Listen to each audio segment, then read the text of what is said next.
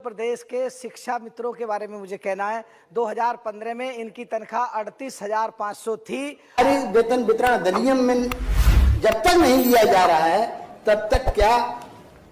सम्मानित मानदेय या कुशल श्रमिक के बराबर वेतन मानदेय प्रदान कराने की कृपा। एक चुनौती है, एक समस्या है। इसके लिए कई बार इस सदन में मैं भी सुन चुका हूँ और इस बात को ध्यान में रखते हुए अभी तो मैं सरकार की ओर से आपके माध्यम से इतना ही अवगत कराना चाहूँगा। हम ही लोगों से कहा जाता है, सभी लोग जानते हैं कि ये शिक्षक बार बार सरकार का संरक्षण मांग रहे हैं, वेतन मांग रहे हैं। उचित तब तक वेतन नहीं अगर दे रहे हैं तो उचित मानदेय उन्हें दिया जाए। ये लोक कल्याणकारी सरकार का दायित्व भी है और उस दायित्व का निर्वहन करने में सरकार जहां विफल हो रही है उसे सरकार के सामने यह नियम 105 के अंतर्गत जो सुनिश्चित प्रश्न है, ये मान्यवर अविलंबनीय है, लोक महत्व का है, इसलिए यह प्रश्न लेकर आया हूं कि मान्यवर सरकार इस पर पूरे गंभीरता से विचार करे और निश्चय ही इन जो पीड़ित शिक्षक हैं, जो आज परेशान हैं, जो बदहाल हैं, जो अपसक्त जीवन जीने के लिए विवश हैं, उनको सहायता करे। इसके लिए आज इस सुनिश्चित प्रश्न पर चर्चा करने के लिए सरकार अपना कार्य आज का कार्य स्थगित करके इस पर चर्चा की जाए। सभापति महोदय जी, मैं नेता सदन का ध्यान आकृष्ट करना चाहता हूं कि जब पिछली सरकार माननीय अखिलेश यादव जी की थी और माननीय अखिलेश यादव जी ने 2 अरब रुपया वित्त विहीन शिक्षकों को मानदेय दिया था, उस समय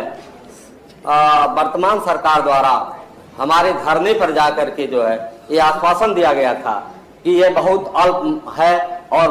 ऊंट के मुंह में जीरा के समान है और इसको जब हमारी सरकार आएगी तो हम इसको बढ़ा करके सम्मानजनक मानदेय देंगे। और जो शब्द इसमें आ गया है इसे भविष्य में दृष्टांत नहीं माना जाएगा, इसको हम कलम जद करके और विधिवत व्यवस्थित रूप से हम मानदेय देंगे। कष्ट का विषय यह है कि जब ये सरकार वर्तमान सरकार में आई, 5 साल का समय बीत गया, उस पर जो ही मिल ही रहा था 1,000 रुपया महीना, उसको भी बंद कर दिया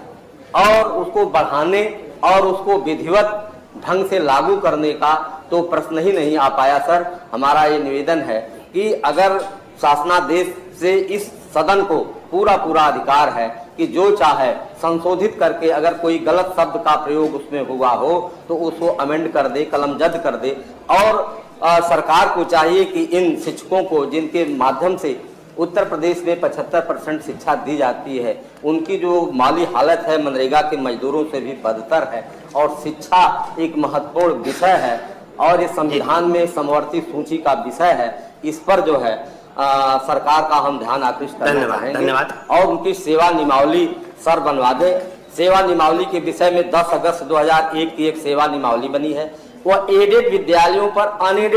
एडेड विद्यालयों में जो अनएडेड फैकल्टी है उनके लिए बनी है, क्योंकि उसमें प्रिंसिपलों की नियुक्ति और निष्कासन का कोई प्रावधान नहीं है। बस सर, और उसमें कर्मचारियों की नियुक्ति और निष्कासन का कोई प्रावधान नहीं है। इसलिए नई सेवा नियमावली उसकी बनवा दे ताकि इन शिक्षकों का भी जीवन जो है सही ढंग से चल सके और इनकी नियुक्ति 62 साल में रिटायरमेंट होने का इनका प्रावधान है, 62 साल तक धन्यवाद कर सके, मान्य नेता और इनको सम्मानजनक मानदेय मिल सके। मान्य नेता सदन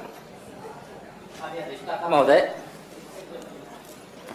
माननीय नेता शिक्षक दल